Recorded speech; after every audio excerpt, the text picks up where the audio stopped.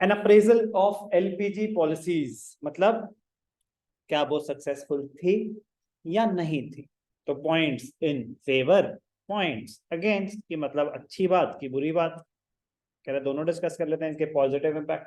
कह रहा ऑप्शन नहीं था, अच्छी बुरी तो छोड़ो, उस टाइम पे जो सिचुएशन थी ऑप्शन नहीं था, हमें तो आईएमएफ से पैसे चाहिए ही थे, वर्ल्ड बैंक से पैसे चाहिए थे, तो जो भी उन्होंने कंडीशन रखनी थी मानने के अलावा ऑप्शन नहीं था।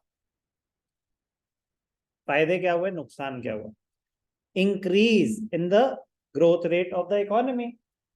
The growth in GDP was 5.6% during 1980 to 1991 as compared to growth rate of 6.7% in 1780. In the first quarter of 22-23, the GDP recorded an impressive growth rate of 13.5%. शर्म भी नहीं आती इनको बोलते हुए।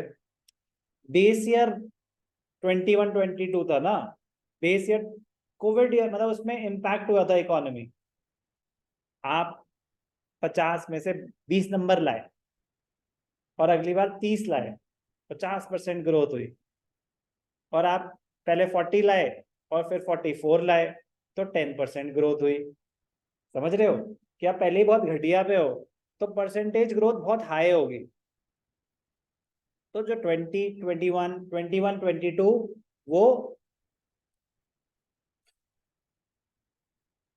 इकोनॉमिकली उतने स्ट्रॉन्ग ईयर्स नहीं थे because of various unfavourable decisions taken to curb the economic growth.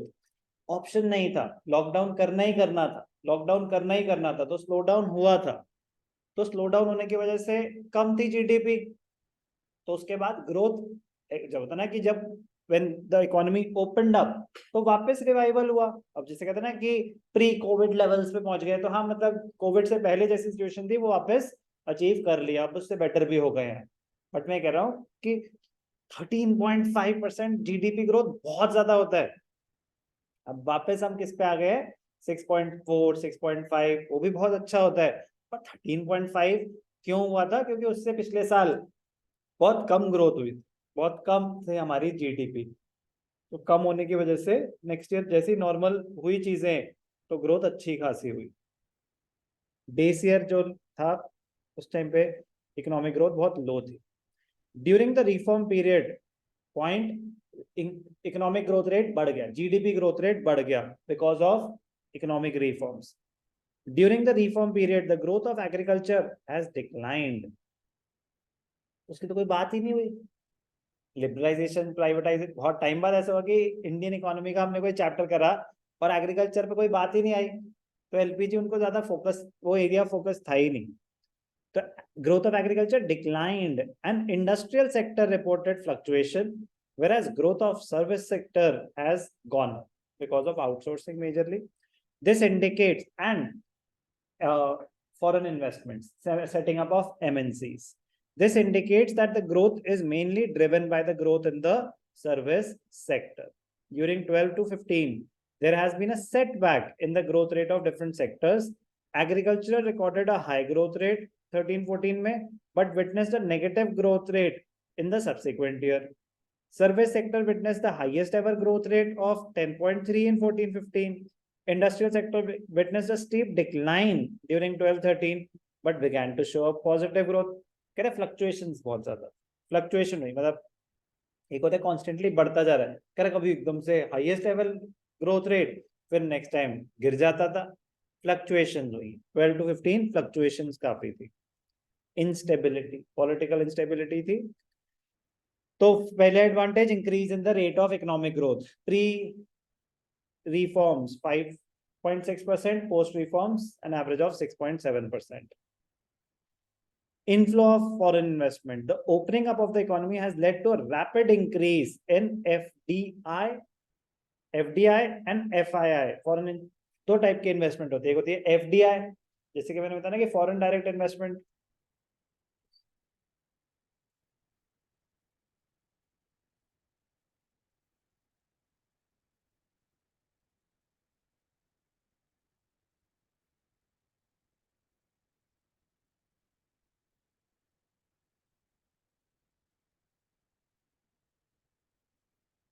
Foreign investments दो टाइप के होते हैं,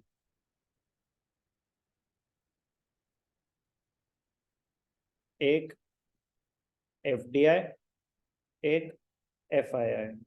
एफडीआई क्या होती है? Foreign direct investment. और एफआईआई क्या होती है? Foreign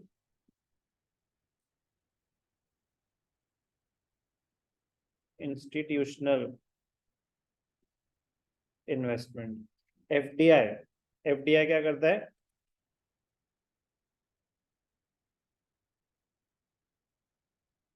they invest to gain control and participate in the decision making and participate in the decision making. They invest purpose to gain control and participate in the decision making, business चलाने के लिए, ठीक है ना? Operate the business, पैसे तो कमाने हैं बट खुद काम भी करना है। FIIs ओनली प्रॉफिट मोटिव,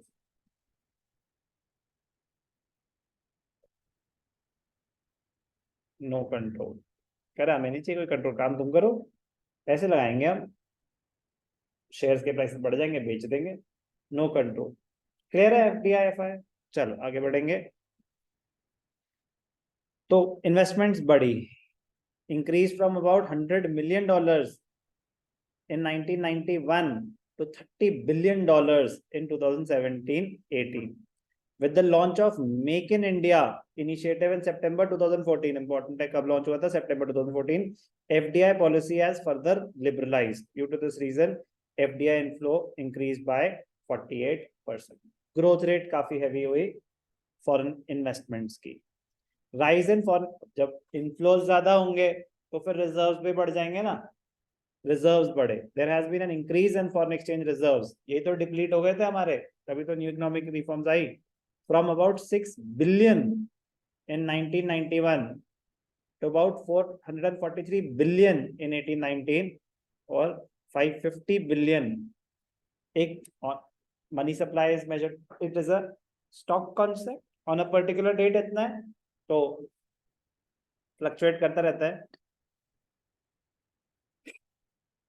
इससे तो मतलब एक्चुअली फ्लक्चुएट ही हुआ था, बीच में बढ़ा था, कम हुआ था, है तो 550 के ऊपर या उसके आसपास ही। ये तो 22 का फिगर है ना, तो 569 क्रॉस हुआ था, बट ये चेंज होता रहता है। Foreign exchange reserves of India 526, कम हो गया वापस।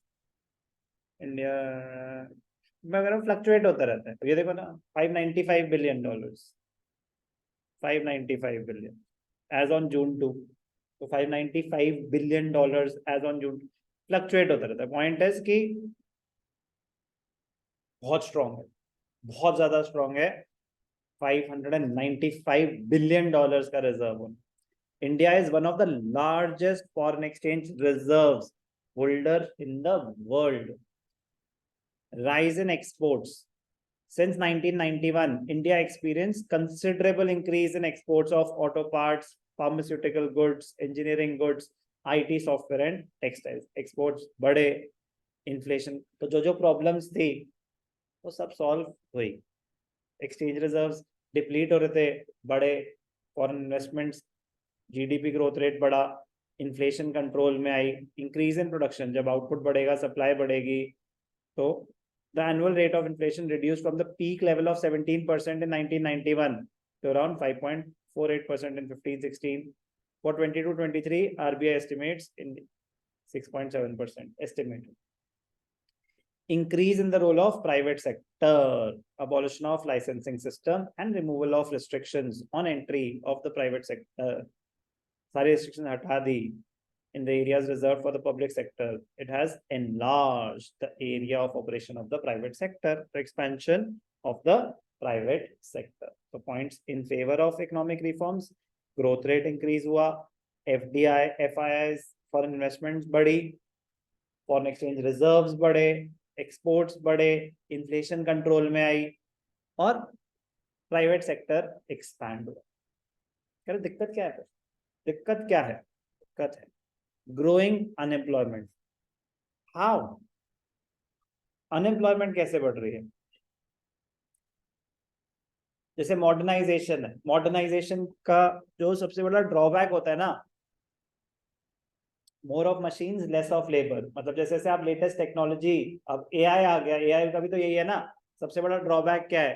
There are chances that unemployment might increase, क्योंकि जो काम आप लोगों से करा रहे थे, 10 लोग एआई कर सकता है, एक बंदा रखो, एआई को यूज करके वो काफी सारे काम कर सकता है। यस और no?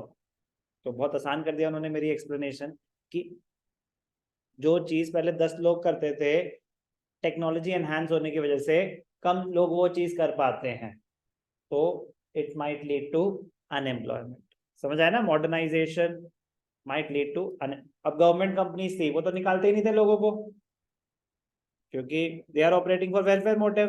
But private companies, they are operating for profit motive. और कॉस्ट मिनिमाइजेशन के लिए अगर निकालना पड़ेगा तो वो लोग निकालेंगे, वो हजार हजार 10-10 हजार एक साथ निकालते हैं, तो वो नहीं देखते।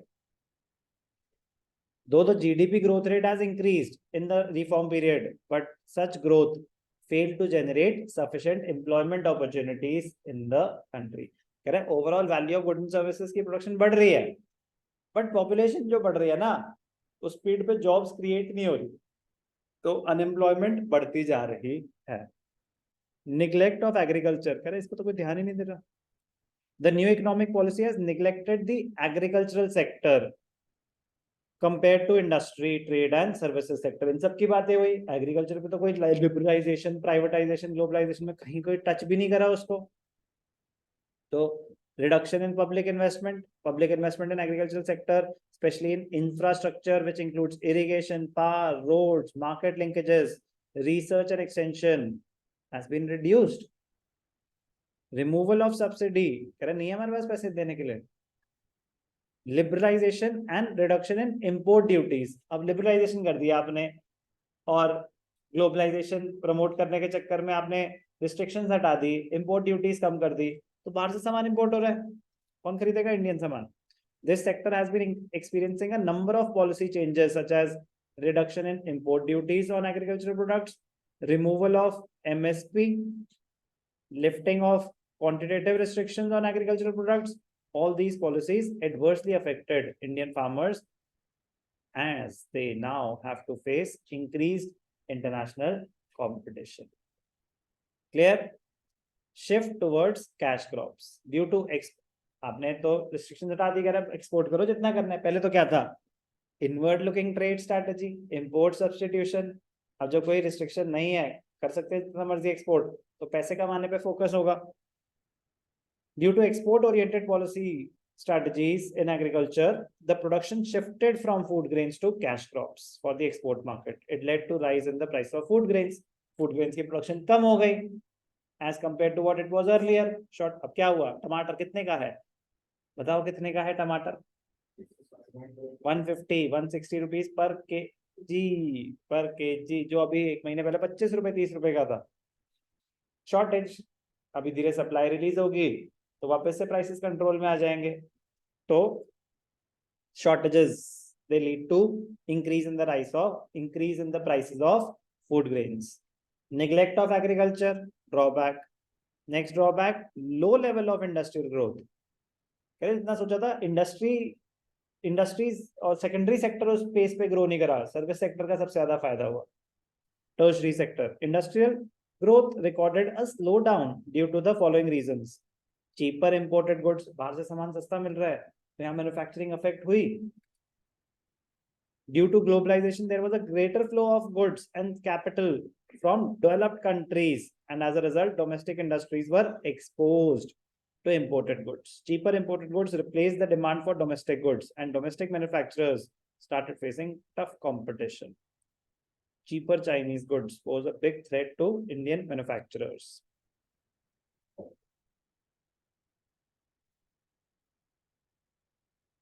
lack of infrastructure facilities. The infrastructure facilities, including power supply, have remained inadequate. आज तक लाइट कभी भी जा सकती है और पता नहीं कब वापस आएगी. प्रॉब्लम. Non tariff barriers. अब सोचो हम तो चलो मतलब ठीक है कि सोचो प्रोडक्शन चल रही है, मशीन्स चल रही हैं जो नहीं रुक सकती बीच में. वो कभी कभी होता है स्टार्ट करेंगे तो फिर 1 घंटा निकल जाएगा वो फ्लो पकड़ने में. तो अभी भी बहुत स्कोप है इंफ्रास्ट्रक्चर फैसिलिटीज को इम्प्रूव करने का. Non-tariff barriers by developed countries. All quota restrictions on exports of textiles and clothing have been removed from India. But some developed countries like USA, they have not removed their quota restrictions on import of textiles from India. India ने तो अपनी restriction हटा दी कि बाहर से जितना मर्जी सामान आ सकता है, इंडिया से जितना मर्जी सामान जा सकता है, जितना मर्जी आ सकता है. लेकिन जो खरीद रहा है उसने तो नहीं हटाई अपनी रिस्ट्रिक्शंस इनफ्लो की. तो वो अपना सामान मतलब यहाँ पे जितना मर्जी बेच सकते हैं, यहां से लिमिटेड जाएगा. तो फायदा उनका ज्यादा, हमारा कम. तो मैन्युफैक्चरिंग हमारी कम. Ineffective disinvestment policy. कह रहे जो पॉलिसी डिसइन्वेस्टमेंट की है ना वो इनफेक्टिव है. The government always fixes the target for disinvestment. आपको बता ही दिया है. For instance in 1991-92 it was targeted to mobilize 2500 crore through disinvestment. The government was able to mobilize 3040 crore, more than the target. In 2017-18 the target was 1 lakh crore, whereas achievement was 1,57,000 crores. कह रहे दिक्कत वो नहीं है. एक second. चल तो target तो अचीव हो रहा है. प्रॉब्लम टारगेट नहीं है, प्रॉब्लम है कंपनियां कौन सी बिक रही हैं. मतलब वो भी तो इंपॉर्टेंट है ना. बस पैसे आना जरूरी नहीं है ना. बेच दो, ये भी बेच दो, वो भी बेच दो. अरे भाई साहब वो चीज बेचो जो किसी काम की नहीं है, या फिर लॉस मेकिंग कंपनीज बेचो. प्रॉफिट मेकिंग कंपनीज के शेयर्स क्यों बेच रहे हो. बट स्टिल कह रहे टारगेट तो अचीव हो रहा है, मोर देन द टारगेट भी हम कलेक्ट कर रहे हैं. According to some scholars, the disinvestment policy of the government was not successful because the assets of PSEs, public sector enterprises, were undervalued and sold to the private sector. जिस चीज को 1000 करोड़ पे बेचना था 500 करोड़ पे बेचते, बिकेगी. सस्ते में बेच रहे हो आप तो इनएफिशिएंट होगी ना. इनएफिशिएंट होगी. जो चीज आपको 1000 करोड़ दे सकती थी आपने 500 करोड़ में सेल ऑफ कर दिया. Moreover, such proceeds from disinvestment were used to compensate shortage of government revenues rather than using it for development of PSEs and building social infrastructure. मतलब उसको जहां इन्वेस्ट करना चाहिए था वहां इन्वेस्ट करा नहीं, गवर्नमेंट के और शॉर्टेजेस मीट करने में यूज कर दिया. दिक्कत है. तो ineffective disinvestment policy. Ineffective taxation policy. The tax reduction in the reform period was done. Purpose था आपने टैक्स रेट कम करा. आपने कहा टैक्स रेट कम कर दो, ज्यादा लोग टैक्सेस देंगे. यही था ना purpose. Was done to generate larger revenue and to curb tax evasion, but it did not result in increase in tax revenue for the government. नहीं हुआ ऐसा कुछ भी. Tariff reduction decreased the scope for raising revenue through custom duties. Tax incentives provided to foreign investors to attract foreign investment further reduced the scope for raising tax revenues. Ineffective tax policy. जो आपके targets थे वो achieve नहीं. जो purpose था actually to reduce the taxation नहीं हुआ. मतलब to reduce the burden of taxation, to reduce tax evasion, वो टारगेट्स अचीव नहीं हुए. Spread of consumerism. The new policy has been encouraging a dangerous trend of consumerism by encouraging the production of luxuries and items of superior consumption. Consumerism होता है reckless spend. मतलब consumer खर्चा करे जा रहा है और ऑप्टिमम यूटिलाइजेशन ऑफ रिसोर्सेज नहीं हो रही. ऑप्टिमम यूटिलाइजेशन ऑफ रिसोर्सेज नहीं हो रही. बस प्रॉफिट मेकिंग पे फोकस है. Unbalanced growth has been concentrated only in some selected areas in the service sector such as telecommunication, information technology, finance, entertainment, travel, and hospitality services, real estate and trade, rather than vital sectors. Unbalanced growth है, unbalanced growth है. Telecommunication important है, yes. IT important है, yes. Finance, entertainment, travel, hospitality services. Hotels आते हैं इसमें, hospital नहीं आते. Real estate and trade, rather than vital sectors such as agriculture, industry, which provide livelihood to millions of people in the country. तो नहीं है उस पर इतना, जैसे एजुकेशन उतनी स्पीड पे ग्रो नहीं करा जितना, हॉस्पिटल्स उस स्पीड पे ग्रो नहीं करे, बट एग्रीकल्चर तो बिल्कुल भी नहीं करा. मतलब उसको तो जिसे कहते हैं ना कि people don't look up to it the way it should be done, कि फार्मिंग एक मतलब बहुत अच्छा ऑप्शन हो सकता है सोर्स ऑफ रेवेन्यू का भी, अगर ढंग से करा जाए तो. बट स्टिल मैं कह रहा हूँ उसको प्रमोट ही नहीं करा. इसमें ना पॉलिटिक्स को it is look down upon कि नहीं नहीं पॉलिटिक्स में कौन जाएगा, पढ़े लिखे लोग थोड़ी जाते हैं. ऐसा नहीं है ना. तो फार्मिंग में भी पढ़े लिखे लोग जाते हैं, और जो जा रहे हैं वो बहुत पैसा कमा रहे हैं. पॉइंट पैसों का नहीं, पॉइंट ये है कि उसको कभी वो ऐसे प्रमोट ही नहीं करा कि वो भी एक वायबल ऑप्शन हो सकता है. Unbalanced growth. तो points in favour of LPG or the economic reforms and point against economic reforms. Very, very important.